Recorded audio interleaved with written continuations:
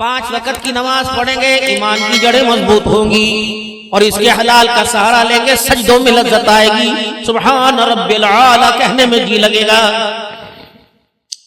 زہر 2 ہے، ایک جانور کے ڈسنے کا زہر ہے، ایک جانور کے ڈسنے کا زہر ہے، ایک حرام مال کے ڈسنے کا زہر ہے۔ جانور ڈسے اس کے زہر سے انسان جان سے چلا جاتا ہے، حرام مال ڈسے اس کے زہر سے انسان ایمان سے چلا جاتا ہے۔ اور اللہ کا قانون ہے، جان نکال دی اللہ واپس ڈال دیں گے، اگر ایمان چلا جائے تو مرنے کے بعد بھی واپس نہیں آتا ہے۔ اور بڑوں کا دستور ہے اور قانون ہے، جان بچانے کے لیے ایمان نہ بیچا بلکہ ایمان بچانے کے لیے جان کا سودا کر دیا ہے۔ یہ لوڈو کے اوپر، یہ چائے والے ہوٹلوں پہ جو میزوں پہ لوڈو سجی پڑی ہیں، اندر چائے نہیں اترتی۔ لائیے لوڈو نہیں لائیے چاچا دی۔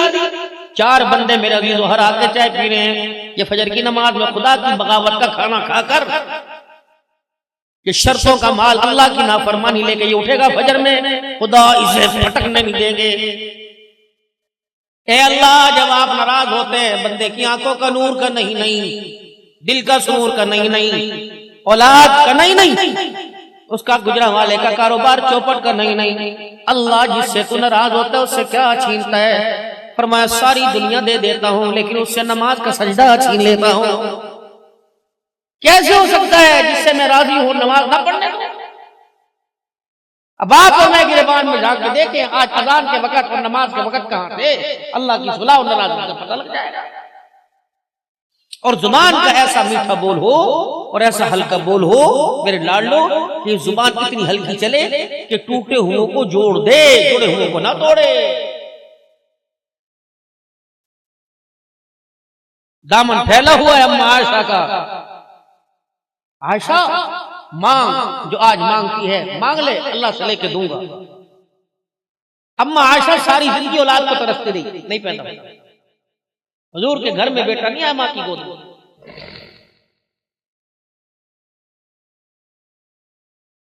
مانگ کیا مانگتی؟ چھوٹی تھی عمر میں۔ اللہ کے رسول مانگ تو سکتی ہوں لیکن اگر آپ اجازت دے دیں تو میں اپنے باپ سے مشورہ نہ کر کے آؤں۔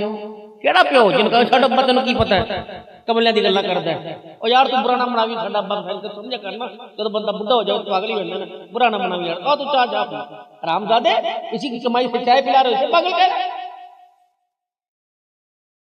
اسی کے بنائے وہ مکان کے اسی روم میں بٹھا کر اسی کو جوتے مار رہا۔ کہاں بیٹے میں پاگل ہی ہو گیا تھا۔ جنوری میں دھند کی شدت تھی، رات 4 بجے تک باپ کی چرپائی خالی تھی، میں پاگل تھا نا۔ امی کو گھڑی پہ ٹائم دیکھنا نہیں آتا تھا، 20 مرتبہ کہتی تھی وہ تو ویک ابا کتنے رہ گیا، جب باہر جا کے ویک لے ہے میں مر جاواں، جب مینوں دسو میں باہر چلی جانی ہاں۔ جب میں گھر آیا تو میرے گھٹنے چھلے پڑے تھے، میرے پاؤں چھلے پڑے تھے۔ اس نے کہا ہائے میں مر جاواں کی ہویا، کچھ چھڑ سے نہیں لگی؟ میں کہا نہ کچھ نہیں ہویا، میں پاگل ہی نہ تھا۔ میرے بچے ایک ڈسپرین کی گولی میں نے نہ کھائی، پینوڈال نہ کھائی کہ یہ پیسے بھی تیرے لیے بچا کے رکھے، میں پاگل ہی تھا نا۔ میری بیوی ساری رات میرے پاس بیٹھ کے روتی رہی، انہوں چکدا انہوں اٹھا دا دوائی لے دوائی لے۔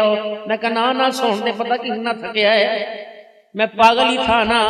اپنے لیے رات کو جاگا کرتا تھا، مجھے اپنے جاگنے پہ ترس نہیں آتا، تیرے سونے پہ پیار آتا تھا، پاگل تھا نا۔ میں پاگل تھا نا، میرے سگے بھائی نے تیرے منہ پہ تھپڑ مارا، میں نے اس سے یوں پوچھا کیوں مارا؟ تیرے لیے میں نے بھائی کو چھوڑ دیا۔ میں پاگل تھا نا، بچپن سے رشتہ میں نے اپنی بہن کے بیٹے سے تیرا کیا تھا، بیٹی سے۔ بڑے ہو کے کہا ابا فیصلہ میں کرنا ہے، بیٹے میں نے اپنے ہتھیار تیرے آگے ڈال دیے۔ پاگل ہی تھا نا۔ اللہ اکبر، اے میرے بچے اللہ اکبر۔ پھر میری حالت یہ آ گئی، میں دروازے پہ بیٹھ گیا، مجھے گھر سے آرڈر ملا ابو جی فریج نہ کھولیا کرو، تانوں نہیں پتا بڑا مہنگا تاڑے پتر دی حلال دی کمائی ہے۔ میں پاگل ہی تھا نا۔ اے میرے بچے میں سارا دن گرمی میں ٹھنڈے پانی کو ترستا تھا، جسے میں گجرانوالا کی سب سے قیمتی گاڑی پھولوں سے سجا کے لایا تھا، آج اسی کی اولاد نے جھوٹی ماری۔ میں پاگل ہی تھا نا۔ ایک دن وہ بھی آیا گھر کے اندر، گھر کی سربراہ خاموش بیٹھی تھی. میں نے کہا کی ہویا؟ اس نے مجھے رو کے دکھایا. انہوں نے کہا چل حاجی محمدہ ہن مرن چلیے، اب اس گھر میں اب جگہ ہی کوئی نہیں. میں نے کہا دستے سے میں نہیں بڑھا گا. انہوں نے کہا چپ کر کے بیٹھ جا، جڑی 2 روٹیاں مل گئی وہ تو ہی جائے گا. میں پاگل ہی تھا نا، تم اے سی کے کمروں میں بیٹھے ہوتے تھے، میں گھر کے دروازے کے دیواروں کے دروازے پہ تھلوں پہ بیٹھا ہوتا تھا. میری بیوی کے ہاتھ میں پنکھا اور ٹوٹا ہوا پیالہ ہوتا تھا. گزرنے والا فقیر سمجھ کے ہمارے آگے پیسے ڈال کے چلا جاتا تھا. ایک گزرنے والے کو ہمارے پہ ترس آیا، اس نے وہیں کھڑے ہو کے کہا حاجی صاحب کی ہویا؟ تو میری بیوی نے جواب دیا پتر لے گئے نواں دیاں لے گئے ہور. کہ پھر میرے سے بیران آ گیا جب بیوی نے کہا پتر لے گئے نواں دیاں لے گئے ہور. پھر میں نے بھی کہہ دیا بڈڑی بڈڑا ایویں بیٹھے جیویں بیٹھے چور. کبھی اعلان ہو جائے گا لے کے چلے جائیں گے. کوشش کرنا ماں باپ کی آنکھ میں آنسو نہ آنے دینا، اس کی غیرت کو جلال آ جاتا ہے. ماں باپ پر جس دن انگلی اٹھی بدلہ لینے خدا جائے گا. او کلمہ پڑھنے والے میرے نبی کی امتی، ماں باپ سے بات کرتے ہوئے 4 باتوں کا خیال کریو. ماں باپ کو ایسی گھوری ڈال کے نہ دیکھنا کہ تیرے ماں باپ ڈر نہ جائیں. ماں باپ کے آگے سینہ تان کے کھڑا نہ ہونا. ماں باپ کی بات کا جواب کندھے مٹکا مٹکا کے نہ دینا. ماں باپ سے شائستگی میں کڑوے لہجے میں بات نہ کرنا، گھور کے نہ دیکھنا.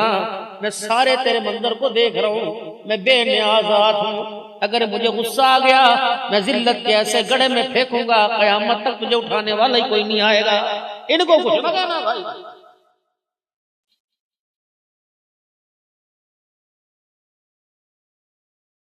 حضرت عبداللہ بن ابی کے بیٹے ابی نے، عبداللہ منافق مسلمان تھا، باپ منافق تھا. یقولون لئن رجعنا الى المدینہ لیخرجن الأعز منها الأذل. اس کے باپ نے کہا تھا نا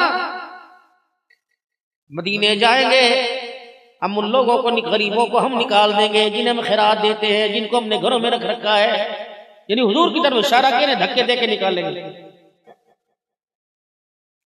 عبداللہ بن ابی کے بیٹے کو پتہ چلا، عبداللہ کو حضور کے ساتھ، یا رسول اللہ مجھے پتہ لگا میرے باپ نے تیری توہین کی ہے، تجھے پریشان کیا.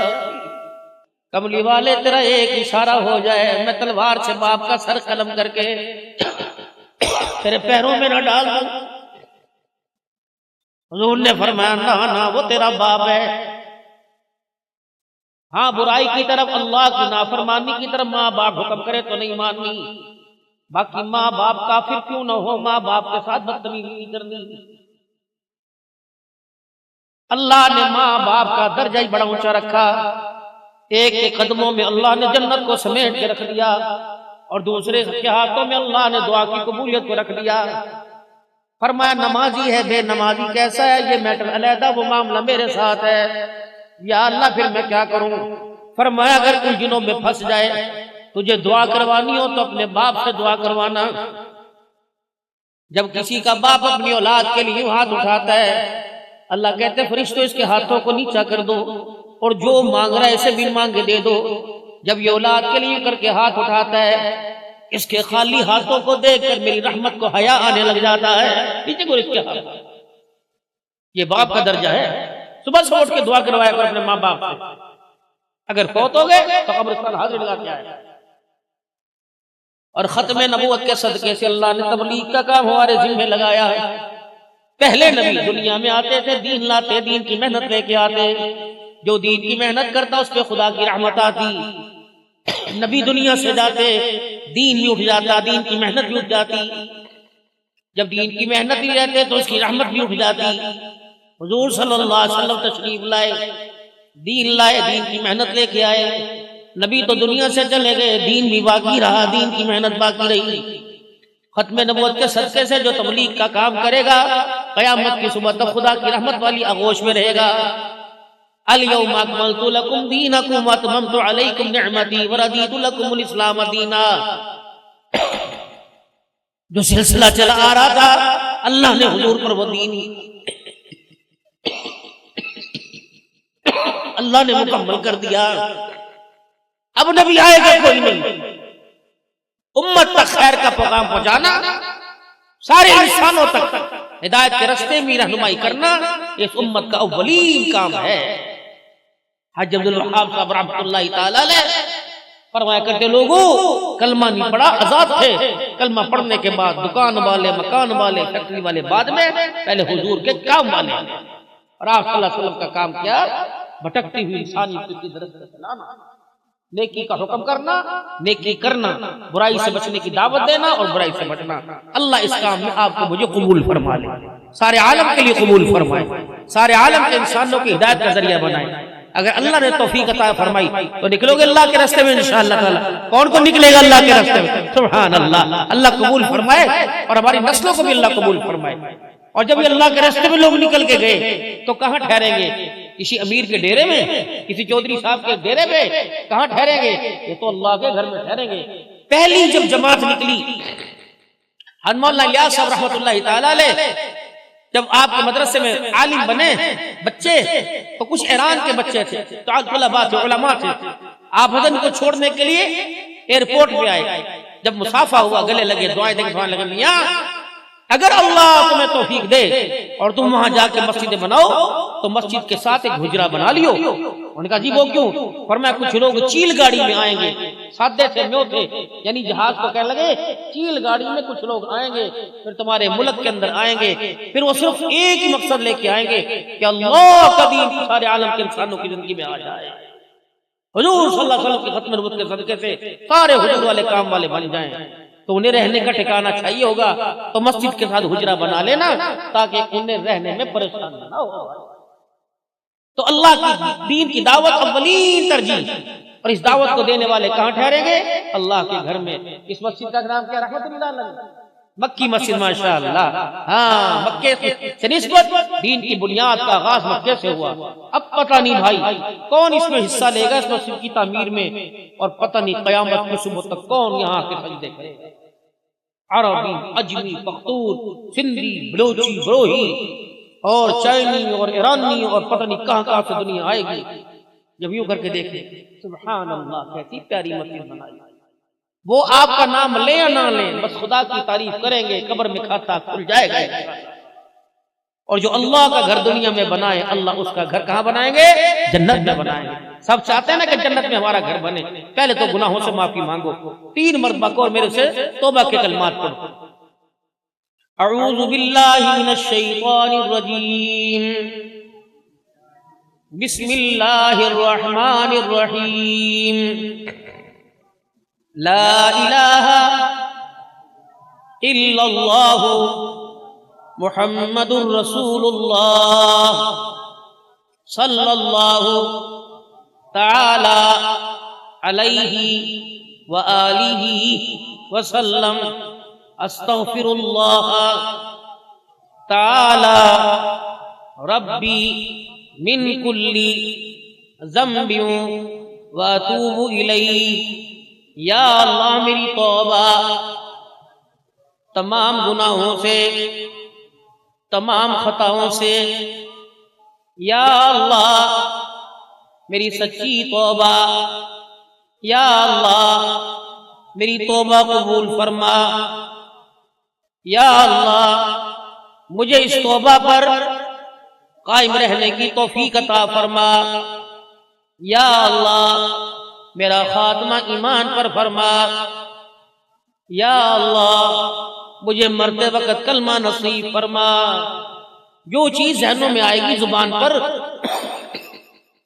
وہی چیز تو یاد آئے گی، تو کلمہ طیبہ پڑھو، لا الہ الا اللہ، لا الہ الا اللہ، لا الہ الا اللہ، لا الہ الا اللہ، لا الہ الا اللہ، لا الہ الا اللہ محمد الرسول اللہ صلی اللہ علیہ وسلم۔ ایسے پڑھنا ہے۔ آج مفتی حسن صاحب نے جب سر پہ ہاتھ پھیرا اور آپ نے ان نسبتوں کے نور سے نوازا تو فرمایا کم از کم 200 مرتبہ کلمہ طیبہ، لا الہ الا اللہ 5-6 مرتبہ پڑھا، پھر 1 مرتبہ محمد رسول اللہ، پھر کلمہ طیبہ پڑھا، کم از کم 200 مرتبہ، پھر درود شریف پڑھ لے جتنا ہو سکے۔ اور خانقاہ عالیہ نقشبندیہ سے الحمدللہ فقیر کو تقریباً 23 خانقاہوں سے اندرون بین الملک سے الحمدللہ اور پاکستان کی تمام بڑی خانقاہوں سے نسبتوں کی الحمدللہ اجازت ہے۔ تو 3 تسبیحات ہیں، تیسرا کلمہ، استغفار، درود شریف، 100 مرتبہ صبح پڑھ لیا، 100 مرتبہ شام کو، 5 نمازوں کا اہتمام ہو، سورت سیرت کی سنت کے مطابق بنائے، زبان کا بول ہلکا ہو، کیا یہاں کی سیالکوٹ کی مٹھائی کے اندر مٹھاس ہو کہ زبان کے بول کے اندر مٹھاس ہو، دل جڑ جائیں، دل جڑ جائیں، اور اسی طریقے سے ہم نے توڑنا نہیں، ہم نے جوڑنا ہے اور خدا کے گھروں کو آباد کرنا ہے۔ وہ اتنا سا واقعہ رہ گیا تھا، 1 منٹ اور برداشت کر لو۔ اماں فرمانے لگی اپنے ابا سے جا کے پوچھنا ہوں، جب ابا رضی اللہ عنہ صدیق کے پاس جانے کی اجازت ملی، ابو آج حضور نے فرمایا دریائے کرم جوش میں ہے، مانگ جو مانگتی ہے اللہ سے لے کے دوں گا۔ سیدنا صدیق نے بیٹی تو نے مانگا تو نہیں؟ کہا نہیں۔ تو پھر جا کے کہہ دے معراج کی رات اللہ نے جب آپ کو بلایا تھا، کچھ خلوت میں کچھ جلوت میں باتیں کی تھی، جو خلوت میں باتیں کی تھی نا اس میں سے ایک بات میری جھولی میں ڈال دی۔ اب عائشہ دوڑی دوڑی گئی اور حضور صلی اللہ علیہ وسلم سے جا کے عرض کی، فرمایا عائشہ یہ تجھے کس نے کہا؟ کہ میرے باپ۔ فرمایا ہاں مجھے پتا ہے یہ کام تیرا باپ ہی کر سکتا ہے، فرمایا عائشہ